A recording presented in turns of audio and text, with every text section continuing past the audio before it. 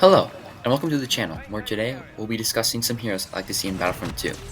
Covering each hero, we'll be discussing the basics, which will include their main weapon and abilities I find that meet their character, coming from the movies and the Clone Wars show.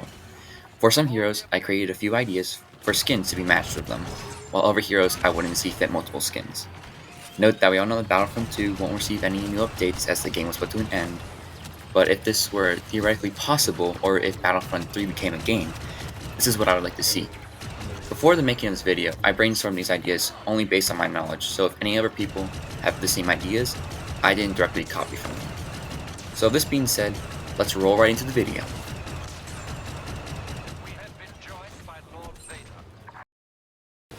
Starting off with our first hero, we have Jango Fett, who will use his main weapon as his dual pistols from the Clone Wars. And for his abilities, the first one being called Cable Grab. For any troop, Jango can launch a wire and pull his targets towards him, damaging them and also stunning them for a few seconds. However, for heroes, the cable will instead wrap around them and have them stuck for a few seconds, which is longer than an average troop, unless they take damage. And if they take damage, then the wire will break and they'll be able to move freely again. However, if left unattacked, they'll be stuck until eventually it runs out and they'll be free. This can give Jango Fett some time to relocate his position, as well as just maybe get a really good combo in, as they couldn't do anything about it. His second ability, called Poison Dart, is where Jango can shoot a dart at an enemy, where if it hits them, they will not be able to regenerate health and slowly take damage over some time. And this is further strengthened if it's a hero compared to a troop. However, if this misses, the liquid will spill around the spot it's fired at, and any enemy or hero walking on this won't be able to gain health. However, this won't take damage. How I see this is that it's a really good ability if you hit your target. However, if you miss it, it still does something, and it can be seen both in heroes versus villains and just like any galactic assault. Now, just like Boba Fett does, he has a jetpack which allows him to fly around. However, for Jango Fett's main ability, I plan to incorporate this as well as the flamethrower he uses with his melee attack.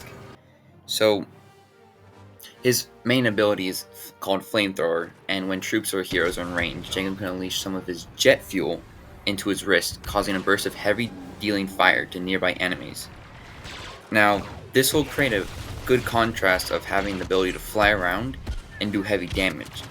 And I think a good combo of this would be to use the cable grab and pull in your enemies or stun them, and then come in with your flamethrower and attack. This way, if you need to flee, you have some fuel to get away, but not enough to be annoying and just like do heavy damage and fly out. And I think this creates a good balance of damage and a consequence to having to flee and retreat. However, for Jango Fett, I don't see any use of skins, as he doesn't really see any sort of variations throughout any shows or movies. So let's move on from this. Our next hero is Padme, which she will use her pistol as seen in The Phantom Menace and in the Clone Wars, and so on. Her first ability, called Healing Aura, is where nearby teammates have a health regen which will last for 10 seconds. However, this regen will increase depending on how close the players are to Padme. If players are further away from Padme, they will receive less health regen, compared to if you're right up next to Padme, you will receive way more regen. And I'm not sure about what the scale of this could be, but as in like just a circle around her, and then as you get closer and closer to her, this will like exponentially increase, in my idea.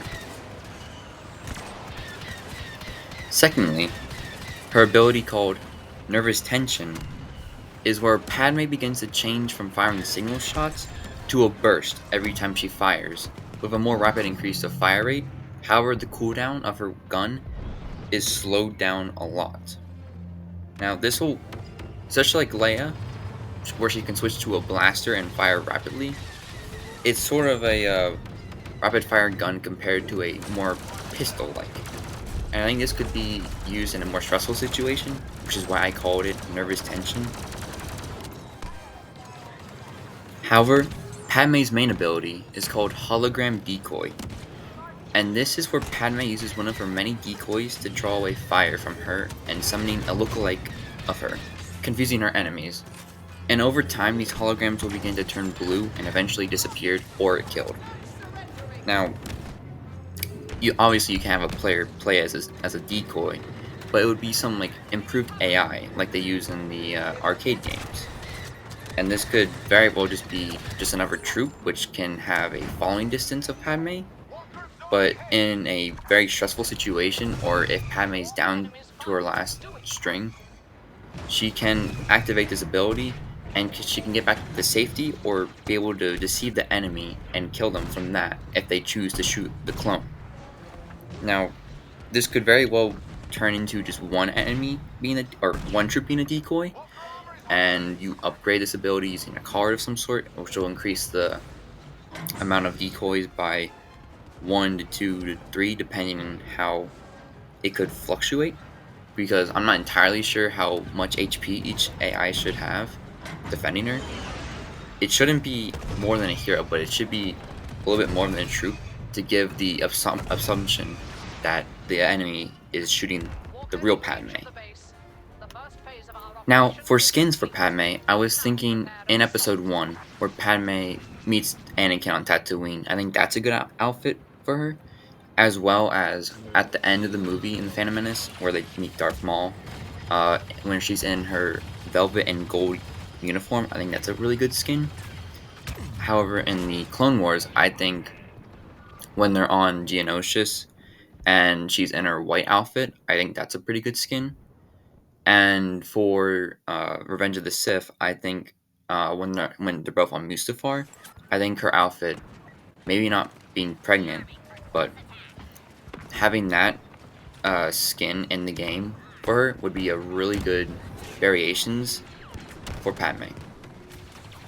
Moving on to Ventress, I see her wielding her dual lightsabers, and for her first ability, it's called Cloaking, where Ventress looks back into the shadows, turning invisible to the naked eye, where thermals, scopes, or any other ability like Boss can see her. However, she can't attack during this, but she does have an extra dash as well as increased speed for a short amount of time. Now this can be used to get out of very insane and compact spaces where she can't handle the amount of pressure and she needs to get out to heal or regroup herself. So I think this is a very good recovery ability. Her next ability, called Rotten Soil, is where Ventress drags both her sabers into the ground and has increased movement speeds. But as she's charging around, if an enemy is in the way, they'll be hit by her lightsabers, as well as being blinded by the soil being uplifted from the ground. Now, if you're nearby Ventress as she's running around with her lightsabers in the ground, you'll be blinded by the soil. But this is like a way, just like on Crate, where they have the speeders going on the snow and the salt, and it's creating those smoke walls. My idea is that's going to be something similar to that.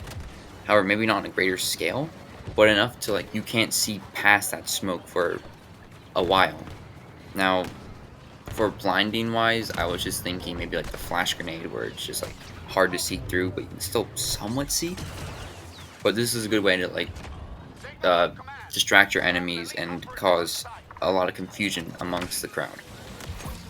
For Ventress's main ability, it's called Devil's Kiss, where her next 3 hits on an enemy do more damage, as well as give them poisoning for a short time. However, if a hero blocks her attack, their stamina is lowered severely. Now, this is based off the clip where Ventress kills a clone and then kisses him, and my idea is that like it's extracting poison into their blood, which causes this poisoning, and as well as Ventress tends to be angry a lot of the time, so her next 3 attacks doing way more damage. So like an enragement, I find, and it's a good way to inflict a lot of damage as Ventress, as you know, her abilities are more of distracting and confusing the enemy, whereas not so much attacking. And knowing Ventress in the Clone Wars show, Ventress does like to do a lot of damage. So I think having this as our main attack will do pretty well. As for skins, I don't really see a whole lot of variations in Ventress. Maybe some like very like basic variations of like her normal look. However, you could go into previous like legends and I mean maybe not legends, but like pre-Ventress that we don't see in the shows or just maybe in comics. For our last hero, we have Ahsoka Tano, and her first ability is called Disarmament, where Ahsoka uses the Force to stun all enemies around her for a few seconds, dropping them to the ground. Much like Luke Skywalker's ability, damage is inflicted, but it's not nearly as much as Luke's.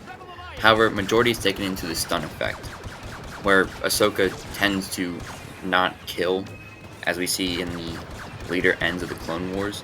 She likes to disarm her enemies. Now, for her second ability, I tend to have Ahsoka's main weapon as the dual lightsabers as well, as she tends to carry those. And her second ability is called Cross Throw, where Ahsoka throws both her lightsabers around herself, expanding as time goes on. And anyone hit will be caused a great amount of damage unless they're parried by another lightsaber user, which could be any of the heroes, minus like ones with guns, because they don't have lightsabers. And if they are parried, then the lightsabers just return to Ahsoka. However, when the lightsabers are thrown, Ahsoka can only use melee, but she does have great speed reduction to her movement. That way she can't just like run around the map with lightsabers flying everywhere, because that would be broken as anything. Now, I do feel like this is pretty good, as seen in Jedi Survivor, where Cal Kestis uses this ability, where it swings around her, and now it's not really shown anywhere in the Clone Wars show, but I think it's just something that Ahsoka would do, so that's why I put this here. Now for our last main ability for Ahsoka, we have Reflection, where Ahsoka spins both her lightsabers, much like General Grievous's. She's able to deflect all incoming attacks where she's facing, reducing the stamina she takes from each hit, where anyone who touches her blades will take damage and be knocked to the ground, stunned. Now, I think this is a good idea, as Ahsoka, in the later shows, again, doesn't like to kill her enemies, and she likes to disarm them, and she has to go on the defense a lot, which I think would be also a great counteract to Ventress, where she's more on the aggressive side. And I call it Reflection, as watching the Clone Wars show, Ahsoka tend to reflect it on how her ways in the past have caused her to become more of a defensive and actual Jedi, compared to a beast where she just slaughters through everyone because she doesn't think of it. And I think having this defense really signifies Ahsoka as her character, and as it may be somewhat similar to General Grievous's, I think it fits her better. Now for skins for Ahsoka, I think the best way to do this is to incorporate all her phases throughout the Clone Wars, as shown in this photo. And including Rebels, which I think is also another great skin to include, and in the Mandalorian as a live action one. Ahsoka doesn't have that much variation between her skins. However, I think that it is essential to show like different time periods of her, and that's just a great way of explaining Ahsoka's life in this game, as well as you can also do a bunch of lightsaber variations.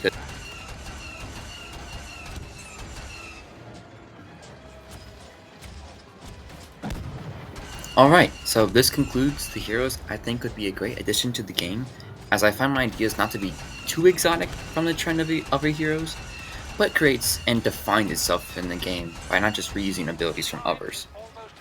If this video receives positive feedback, I would happily make another part, even though this does branch off from my normal trend of videos, as I wanted to give more options to viewers. This being said, if you enjoyed the video, make sure you subscribe and comment on what you think would be good concepts as well as you think you want to see in the future. Alright, take it easy gang, let the Force guide you.